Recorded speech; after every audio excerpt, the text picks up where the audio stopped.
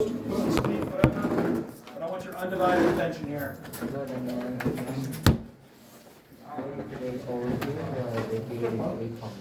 Yeah, I have to go by getting you talk. All right.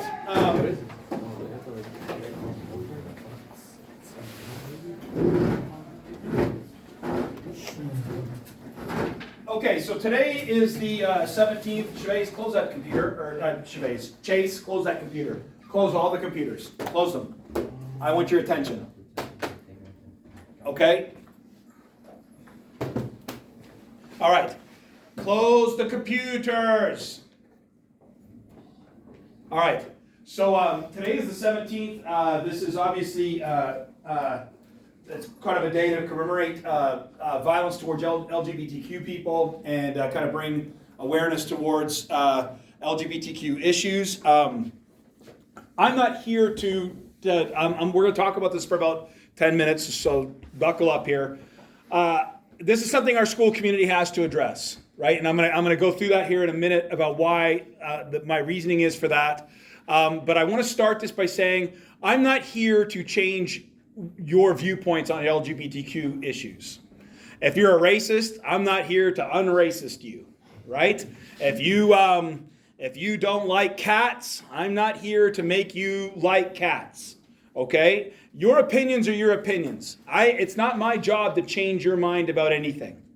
It's also not my job to give you my opinion. If you guys have ever taken my religion class, I don't give my opinions in my classes, right? I engage the kids in debate.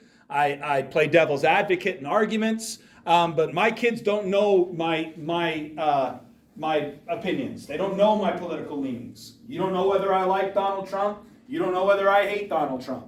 Okay? So I just want to preface that by what we're going to talk about by saying that. On Friday, we went to Camp Robin Hood. We have a young person at the school that identifies as a female. It was our first Civvies Day. She came and she was dressed as a girl. She had her skirt on and her socks, and I want to just preface this by saying I'm not comfortable with a lot of stuff either, right? It's eye-opening to me, right? And I want to say that when I was younger, I was a raging homophobe. Okay, I was hateful. I was mean about it. I don't want to say, well, that's what it was like back then, because that's like an old racist bigot saying, well, that's what it was like in the 50s, and that's why I hated people then. There's no excuse for it, right? That's what it was.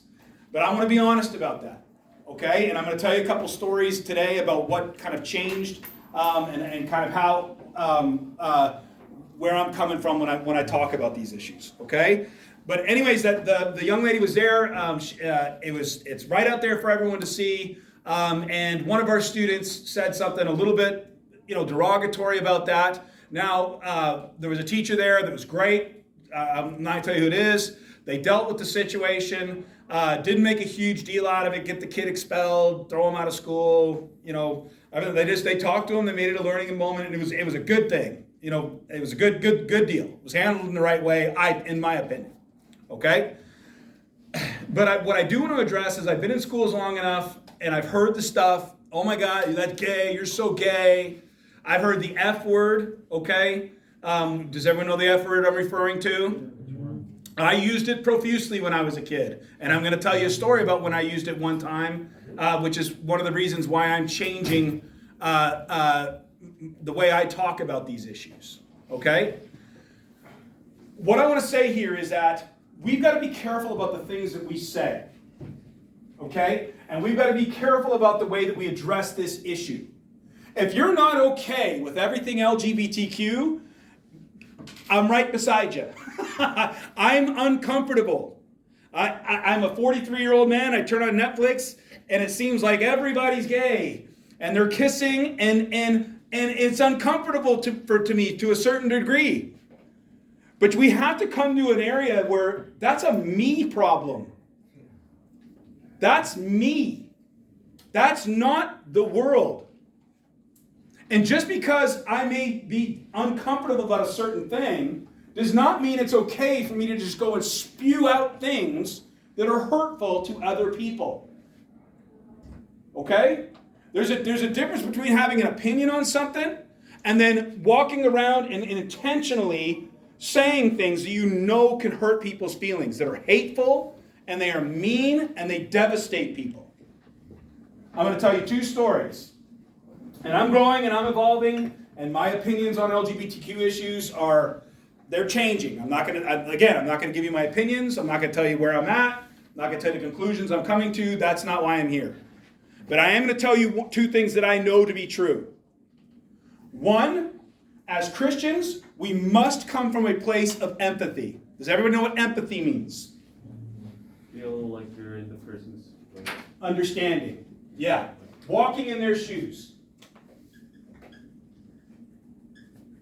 We are not asked, it is not suggested, we are commanded by Christ to be empathetic towards others, to understand them, to feel their pain, okay?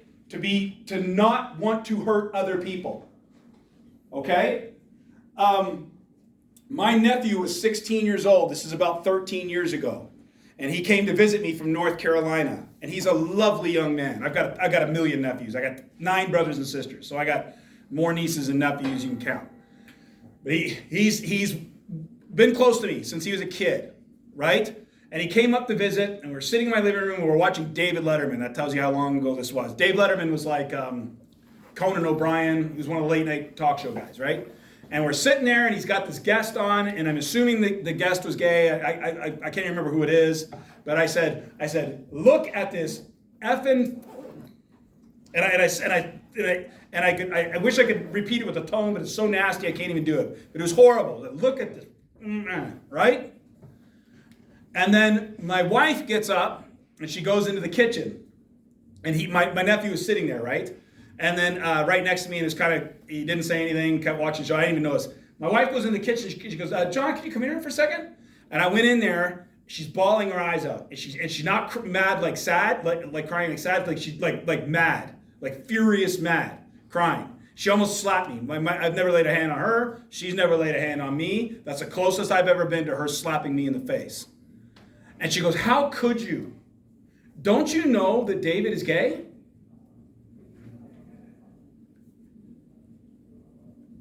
And all I can remember in that moment is the amount of pain that I felt, because this is somebody that I love, that I care about deeply, that is sitting in the other room right now, and he can't trust his uncle anymore. He thinks that his uncle hates him. He thinks that his uncle doesn't respect him. And worst of all, he thinks his uncle doesn't love him. I was not empathetic. And I thought I was in a safe place. Just like some white people will come up and nuzzle up next to me sometimes and just say some racist shit.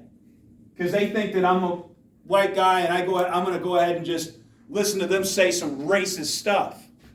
Right? And there I was in my living room sitting there thinking everybody's going to be okay because we're all homophobes the same. Well, no, we're not. As a matter of fact, one of us was a homosexual who is deeply, deeply hurt by that. And that's what I'm saying when it comes to empathy. When we talk like that, we throw those words around, we're not being empathetic to those around us. Is anybody okay with me to start to drop some N-bombs right now? Just start throwing that term around? Everybody cool with that? Huh? What if it's just white guys in here then? Can we do it? What if it's just me with a bunch of black guys? Then is it okay? What if I put the A at the end? Use it like that. Is that better? No! I can't say that. So why is it okay for us to all run around and say, that's so gay? Or say, even worse, the F word, and I hear it all the time. So we need to think about that. The second thing it comes down to is no matter where you stand on the issue, the second reason why you shouldn't talk like that is make a business decision. The time has come and gone. This is 2022, and you cannot talk like that. You will get suspended from school. You will lose your job. You put it online, God only knows what will happen to you then. And you go, free speech, man. Like why is everybody so sensitive? Everybody's thick and skinned. Free speech, imagine somebody was defending that's what they were saying 50 years ago to white people. You can't say the N-word anymore. And you know what they said? Free speech, man. Why is everybody so triggered all the time? Politically correct, man. I got a buddy when I was growing up was black. He was fine with me saying it. Was he? And if you're defending that speech, and if you're defending talking that way and hurting people and being that way in public, you are the same as those people 50 years ago that were insisting that using the N-word and treating and saying that things about black people like that was okay. And we have forced those people into hiding. They still exist, trust me. They're still out there. We forced them into hiding. Why haven't we forced this kind of talk about gay people into hiding yet? Why is that still openly acceptable? How many times do you think in the lunchroom today somebody called somebody else gay? How many times do you think it happened? 1, 5, 10, 20? How many N-bombs do you think were dropped in there today? Well, not by the black guys. That's a whole different issue. By white folks or Filipinos. How many of us dropped N-bombs today in the cafeteria? Probably not a lot. So if we forced all of that into hiding, why is it still acceptable for us to talk in that way? Now, I'm not telling you what you got to think. I'm not telling you what your opinion has got to be on trans swimmers, pronouns. I mean, there's a lot of that stuff. We can debate that stuff and have those discussions till the cow comes home. I'm talking about talking in a way that's hurtful and is mean and is demeaning to other people. That's what I'm talking about. Okay? The last story I'll finish with is this. I played football at York University, and there was a guy I played with. He was an incredible football player. Linebacker. He was just a physical guy. Incredible football player. Man's man. Right? And 10 years after we graduated and left, he came out on Facebook. That's when I was still on Facebook. And he came out. And one would think, the first thing that would pop into my head is, his locker was right next to mine. We used to change. A buck naked change. Then we jump into the shower. You say, hey, man, I used to shower next to that guy. I used to change. You think that's the first thing that jumped into my head? No. You know what the first thing that jumped into my head was? How many times did I say some ignorant, homosexual, effing around him when he was going through something that was probably very difficult for him, where he wasn't comfortable with who he was, and he knew that everybody else wasn't comfortable with who he was, because everybody around him talks the way I talked?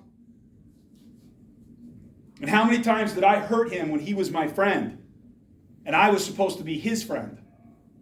That's the first thing that jumped into my head. So, again, I'm not telling anybody to be where your political stance needs to be on LGBTQ issues. I'm not here to preach anything about that. I am here to preach what God and what Christ asks us to do. And what God and Christ asks us to do is to love one another. That's all he said. Love one another. And when you talk that way, and when you that young lady that was there on Friday, imagine she hears that. You know, it's a big day. Imagine how much guts that takes for her to show up like that. For her to say, hey, I'm here. This is what I look like. This is what I'm comfortable with. You know what kind of guts that takes? Same thing with that young lady that was playing for Bishop Romero, and those idiots were on the sideline yelling shit at her. Do you know how much absolute fucking guts it took for her to put on football equipment and step onto a football field at an all-boys school? Those cowards don't have a friggin' millimeter of the courage that it takes. That young lady to dress the way she was on Friday, and for that girl to go out there and play football on last week. You can say what you want about sexuality and what it means to be a man and everything else. I know something about guts. I know something about guts. Who's got them and who don't. So, Everybody okay? Anybody got something they need to say on this, or we all good?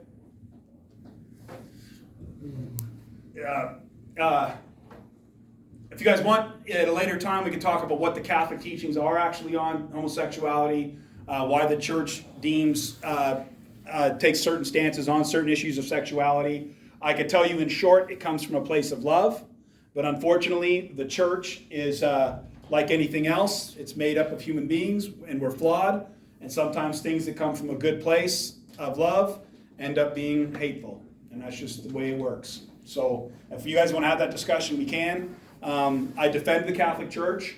I defend what our stance is, and I believe that it comes from